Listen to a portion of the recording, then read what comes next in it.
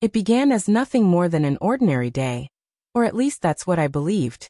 I had just finished my morning jog, the chill of the air still clinging to my skin, and decided to stop for a coffee before heading into work. I never could have imagined that such a small, simple choice would unravel my world in just minutes. The cafe was calm, filled with quiet chatter and the rhythmic hiss of the espresso machine.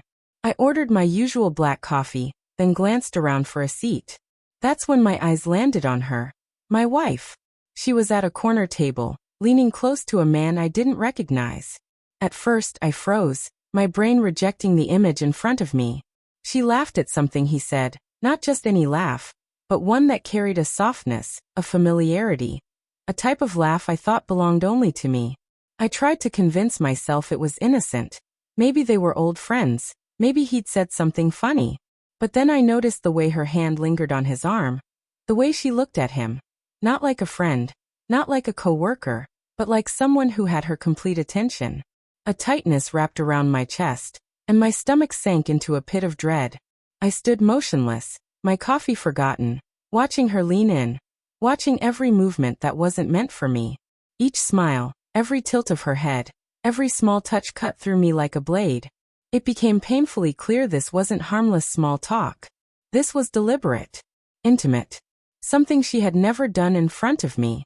My thoughts spiraled, anger, confusion, humiliation colliding all at once.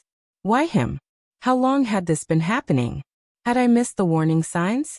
I suddenly felt exposed, as if every stranger in the room knew exactly what was unfolding in front of me, as if they could see my private humiliation.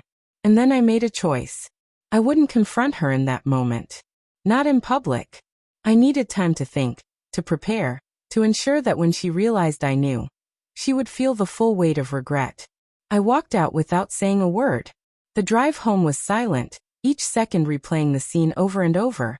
The laughter, the glances, the touches. Every detail etched itself into my memory like cruel evidence. I wandered through our house like a ghost, my mind consumed with one goal. When the time came, she would understand exactly what betrayal cost. By afternoon, I had already formed a plan. I wouldn't scream. I wouldn't beg. I would make sure the truth came out so there could be no denial, no twisting, no excuses. That evening, I returned to the cafe. I wasn't the shaken man from the morning. I was calm, collected, deliberate. I bought my coffee, pretending not to notice her. But she noticed me. Her eyes widened slightly. She knew I had seen.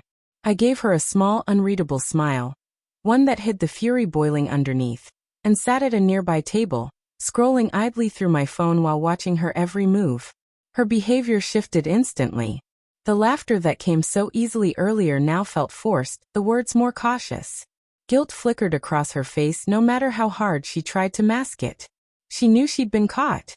When the man eventually left, I lingered, tying my shoelaces as if stalling. Then I walked over. Her eyes widened again, panic seeping through her expression.